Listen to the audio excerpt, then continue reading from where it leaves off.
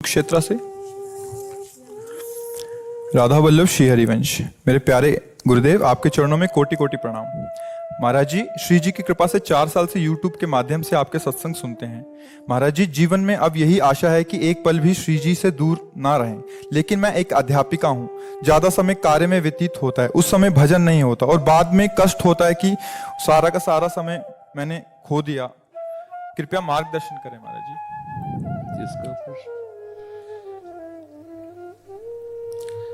अपने लोग भजन का मतलब समझते हैं कि एकांत गुफा में बैठ करके जो किया जाता है या एकांत कमरे में बंद करके जो किया जाता है उसे ही भजन कहते हैं।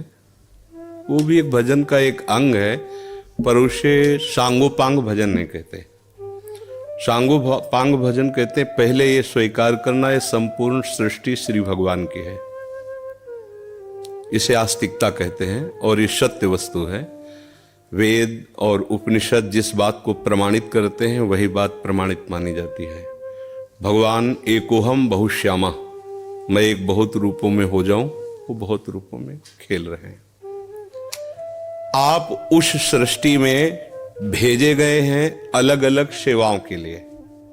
कोई डॉक्टर है, कोई मास्टर है, विविध प्रकार के अभिनय करके हमको अपने स्वामी से इनाम लेना है।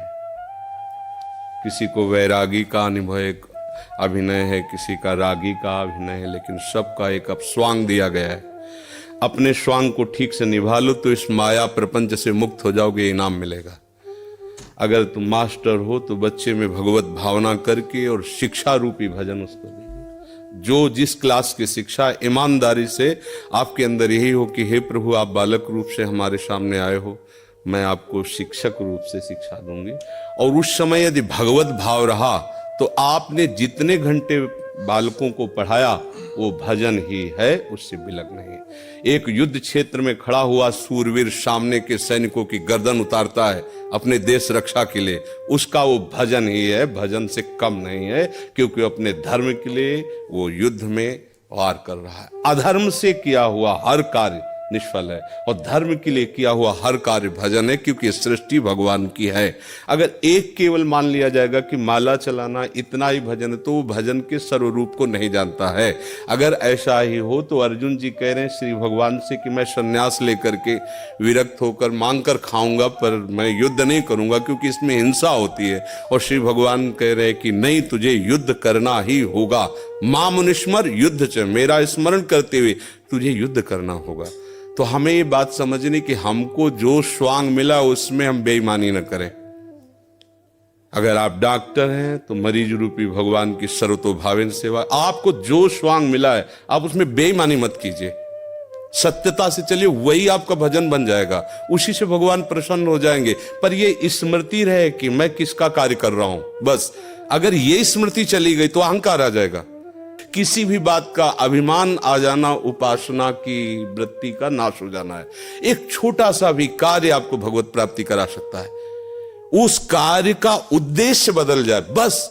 हम समझते हैं माला जपना ही केवल भजन। बात सुन, एक आदमी बहुत हिंसा प्रवृत्ति का था, चोर था और हिंसा में उसको सुख मिलता था। जैसे अलग अलग, वो इतना तमोगुणी था, जब किसी को काटता और तड़पता तो उसे सुख मिलता था। सैकड़ों हजारों को ऐसे काटता था। एक दिन एक महात्मा उसकी मार्ग से जा रहे थे, मिल गए, उसने उनको भी वैसे ही प्रताड़ित करना चाहा। तो भगवत प्राप्त महात्मा थे, उन्होंने कहा कि बच्चा, इससे तुमको क्या मिलता है?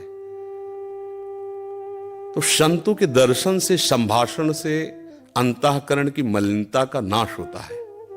यदि अभिमान त्याग कर संतों के पास जाया जाए तो एक एक कदम यज्ञ के समान होता है। संत दरस को चालिए तज माया अभिमान। जो भगवान में वास्तविक रमण करने वाले महापुरुष हैं, उनका प्रभाव होता है।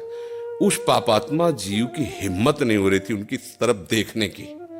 उनका, बेटा तुम ये सब क्यों करते हो? तो उन्होंने कहा, सुख के लिए करता हूं, संपत्ति छीनता हूं, मारता हूं। इसे बोले, अभी तुम सुख की पहचान ही नहीं जानते हो, किसे सुख कहते हैं? तो उनका, फिर मुझे बताइए आप सुख किसे कहते हैं? तो बोले, हमारी बात तुम्हें तभी समझ में आएगी तब तुम निष्पाप हो गए, क्योंकि पापवंत कर सहज स्वभाव भजन मोहित ही भावन। बोले, महाराज क्या करूं जिससे मैं निष्पाप हो जाऊं? तो उनका, हमारे भारत में पवित्र देश है, उनमें आप भ्रमण करो, अवगाहन करो। तुम पवित्र हो जाओगे। निष्पाप करने के लिए हमारे बहुत से तीर्थ हैं भारत में, तीर्थपाद प्रभु ने उनको प्रकट किया है। तो महाराज हम कब जानेंगे पवित्र हो गए? तो सिद्ध महापुरुष थे, उन्होंने एक शुष्क लकड़ी दी, सूखी हुई लकड़ी दी, कहा इसे ले जाओ और जब ये हरी होने लगे, इसमें किनगा आने लगे, तो तुम समझ लेना तुम निष्पाप हो गए। चला गुरु को प्रणाम करके 10 किलोमीटर चला हुआ और शाम हुई। एक वृक्ष बड़ा था, उसके नीचे रुका। गांव में रहने का स्वभाव उसका नहीं था, और उसमें 4-5 चोर बैठे हुए थे, और वो नीचे जड़ में ऐसे जाके बैठ गया। रात्रि व्यतीत हो तो तीर्थयाटन को जाएंगे। वो ऊपर प्लान बना रहे थे कि इन गांव वालों ने मुझे बहुत सताया है, आज रात्रि में 12 बजे चारों तरफ से आग लगा देंगे और अस्त्र शस्त्र ले जो भागेगा मारेंगे, पूरे गांव को आज नष्ट करेंगे। उसके कान में पड़ी बात, उसने कहा कि तीर्थ यात्रा तो जा ही रहे हैं, अगर इन जो 4 हैं 5 हैं इनको अगर मार देते हैं तो जा ही तो रहे हैं तीर्थ यात्रा में, पूरा गांव बच जाएगा। ये पूरे गांव को मारना चाहते, पशु पक्षी हैं, बहुत से जीव हैं। तो उसने कहा भैया तुम्हारे गुरु हम हैं, आओ हम तुम्हें सलाह बताते हैं कैसे पूरे गांव को नष्ट करना है। तो चारों कूद थोड़ी पड़ेंगे, एक ही एक आएगा। चारों को हम मार दिया। सोचा अब यहां हिंसा हो गई, नहीं रुकेंगे। लकड़ी उठाई तो हरी हो गई। उनका गुरुजी ने कहा था जहां हरी हो जाए वापस चला गया। वहां गया संत भगवान को। संत ने कहा हम जानते थे कि तुम ऐसे स्वभाव वाले हो कि तुम्हें तीर्थ यात्रा सुहाएगी नहीं, वापस आ गए। तो उनका भगवान आपकी आज्ञा पर, आपने कहा था हरी हो, देखो हरी हो गई। बोले कौन से तीर्थ में? बोले तीर्थ ले किया, 4 को और मार दिया है। बोले बताइए कैसे? उन्होंने बोले देखो बेटा, पहले स्वार्थ के उद्देश्य से मारते थे तो पाप हुआ, लेकिन पूरे नगर के बचाने के लिए 4 को मारा आपने। उद्देश्य आपका दूसरों के सुख के, इसलिए मारना ये आपको तीर्थयाटन से भी अधिक पवित्र करने वाला हो गया। क्रिया वही, उद्देश्य परिवर्तन, फल का परिवर्तन। यदि हम सब अपने धर्म से चले, अपने कर्तव्य को भगवान की पूजा माने, तो जो जहां है उसको अलग से कोई मार्ग चयन नहीं करना, वही भगवान की प्रसन्नता के लिए करे, उसको वही भगवान की कृपा की प्राप्ति होगी। तो आपको कोई परेशानी का विषय होना ही नहीं चाहिए। आप अध्यापक और बच्चों को पढ़ाइए और बीच बीच में राधा राधा राधा स्मरण कीजिए। जो भी कर रहे हो अपने प्रभु के लिए कर रहे हैं, ऐसी भावना कीजिए। इसमें कोई श्रम नहीं, कोई परिश्रम नहीं, कोई अलग से ऐसा नहीं कि नाक दबा के बैठना है, आंख मूंद के बैठना है। प्रतीक जी, श्री हरिवंश महाराज जी, मन बुद्धि बहुत धीरे से भजन से हटा के कई बार सांसारिक भोग और सुखों की तरफ ले जाता है। इसे जितना श्री जी में लगाना का निश्चय आता है उतना मन बाधा उत्पन्न करता है। कृपया मार्गदर्शन कीजिए कैसे हमेशा के लिए इसे अभी हम मन का स्वरूप समझ नहीं पाए, इसलिए हम शिकायत करते हैं मन की। मन बाधा उत्पन्न नहीं करता है, मन को हमने वो पकड़ाया है, वही हमारे सामने पेश करता है। जो चीज हमने अपने मन को नहीं पकड़ाया, जो चीज विषय हमने नहीं भोगा, वो मन हमारे सामने नहीं प्रस्तुत करता। हमने गंदी बातें पकड़ाई है, गंदी क्रियाएं पकड़ाई हैं, गंदे दृश्य देखे हैं, गंदा चिंतन करवाया है मन से, तो वही वो बातें पकड़े हुए हैं। अब आप सत्य चिंतन की तरफ जाओगे तो जो पहला उसे डिलीट करना होगा ना, जो पहला उसे मिटाना होगा। ये जो नाम है, ये जो मंत्र है, ये उसको डिलीट करता है। तो जब कोई साधक भजन में बैठता है तो उस समय उसकी गंदी बातें सामने आती हैं, वो उसमें नई नहीं आ रही, जो उसमें भरी हुई है मन में, वो नाम निकाल रहा है। तभी तो मन निर्मल होता है भजन करते करते। अब उसकी प्रेरणा से आप कोई नया पाप कर्म न करें। जैसे अंदर कोई गंदी बात आ रही, आप धैर्यपूर्वक नाम जपते रहिए और विचार कीजिए जा रही है। दूसरी बात, मन वहां जाता है जहां जहां हमने अपनी प्रीता रख रखी है। हमारा मन मांस में कभी नहीं जाएगा, क्योंकि कभी उस मदिरा में कभी नहीं जाएगा, क्योंकि उसकी मान्यता हमारे अंदर, उसके अंदर कोई भाव हमारा अंदर नहीं बैठा है। अगर हमारे अंदर जो जो विषयों ने भाव बैठा, हमारा मन वहीं जाता है। सच्ची बात समझो, बिना कनेक्शन के बिजली नहीं जाती। ऐसे ही जब तक आपने संबंध विषय वस्तु पदार्थ से नहीं बना, तब तक आपका मन नहीं जाएगा। तो देखो, डरना नहीं है, घबराना नहीं है। मन जहां जहां जाए बार बार वहां से हटा के अपने लक्ष्य में लगाना है। हमारी विजय होगी, क्योंकि हमारा मार्ग सत्य है और हम भगवान के जन हैं। पर देखो, धोखेबाजी, पाखंड, नाटक नहीं करना चाहिए इस मार्ग में। हम ये कहते हैं कि तुम्हें विषय सेवन करना है, तुम्हें स्त्री शरीर प्यारा है, या तुम स्त्री शरीर साधो को पुरुष शरीर प्यारा, तो नाटक करने की, बाबा जी बनने की जरूरत नहीं। ब्याह करो, जाके आराम से धर्म से चलो और भगवान को प्राप्त हो। गंदी बातें, बेविचार, धर्म विरुद्ध आचरण करना, ऊपर से कुछ और दिखाना, या हमारे प्रभु को पसंद नहीं। मोह कपट छल छिद्र न भावा, हमारी योग्यता नहीं इस मार्ग में चलने पे, इसलिए भगवान से प्रार्थना करो कि हम नहीं चल सकते। तो आप जिस मार्ग के पथिक बनना चाहते हो बनो, लेकिन सच्चाई से चलो, तो वहीं तुम्हें भगवान की प्राप्ति हो जाएगी। हमारा मन वहीं जाता है जहां हमने सुख बुद्धि कर रखी है। अगर भगवान में सुख बुद्धि हो जाएगी तो हट नहीं सकता। सा वही मना कृष्ण पदार विंदयो, आपका मन प्रभु में लग जाएगा। बोलो, हम जब किसी फिल्म को पसंद करते हैं, उसको बैठ के देखते हैं, 3 घंटे में किसका मन कहां जाता है? बोलो, कहां जाता है? कोई अगर बता दे कि 3 घंटे मेरा मन, अगर आपने पसंद किया है उसे तो, और आप जब देखेंगे तो आप 3 घंटे समाधि में रहेंगे, दुनिया का पता नहीं रहेगा। ऐसा क्यों हुआ? वो एक झूठा रचा हुआ नाटक था, एक झूठा दृश्य अभिनय किया गया था, लेकिन मेरी पसंद है तो मैं 3 घंटे बिल्कुल अपने मन को कहीं नहीं जाने दिया, और भजन में बैठते हुए मन भागता है। क्यों? क्योंकि पसंद नहीं है हमारी।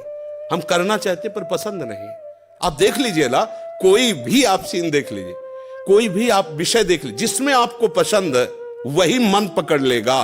तो भाई मन की क्या गलती? मन को लोग गाली देते रहते हो, मन बड़ा गंदा है। आपने जहां उसे खड़ा किया वो आपका सपोर्टर है। आपने उसे गंदी आदत दे दी, गंदी आदत, अच्छी आदत दे। एक क्षण के लिए भी भगवान का विस्मरण नहीं हो सकता, गला काटने पर भी। उसको आप पकड़ा के तो देखो नाम। ऐसा होता तो ये जो विश्व में हमारे संत महात्मा है, सब नाटक ही थोड़ी होता है। असली नोट का ही नकली बनाया जाता है, नकली का असली नहीं होता है, असली का ही नकली होता है। तो अगर कोई पाखंड भी करता है तो उसी असलियत का स्वांग करता है, तो असली है ना। जो असली है, एक क्षण के लिए भी भगवान का स्मरण कभी टलता नहीं है। सोते जागते, उठते बैठते, चलते फिरते सच्चिदानंद भगवान उसके स्वभाव में, उसके जागृत स्वप्न इस स्फुरत में, चाहे स्वप्न में हो चाहे जागृत में हो, स्फुरत हर समय प्रभु का स्मरण। ऐसा क्यों हुआ? उसने अभ्यास किया है।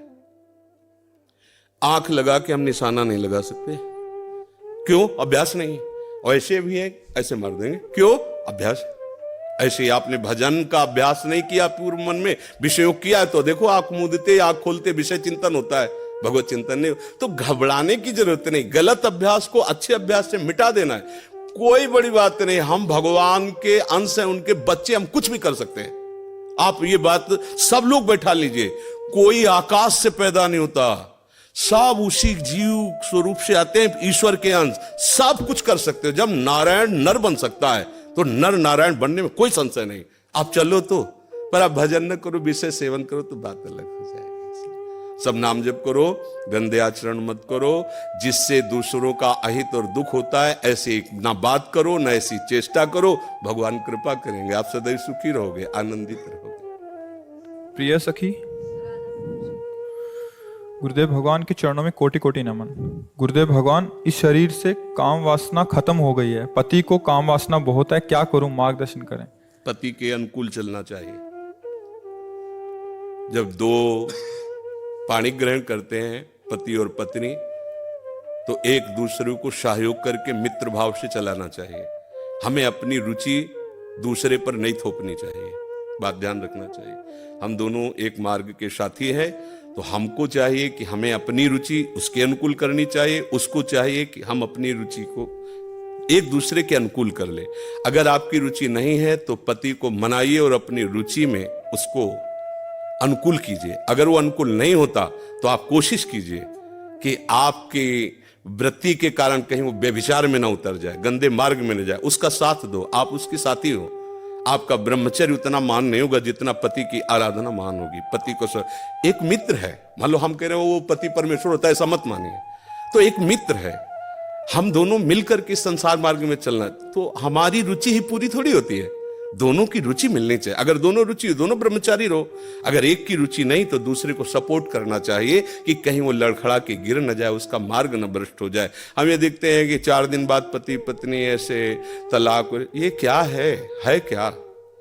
सिर्फ अपनी रुचि का पोषण नहीं होना चाहिए।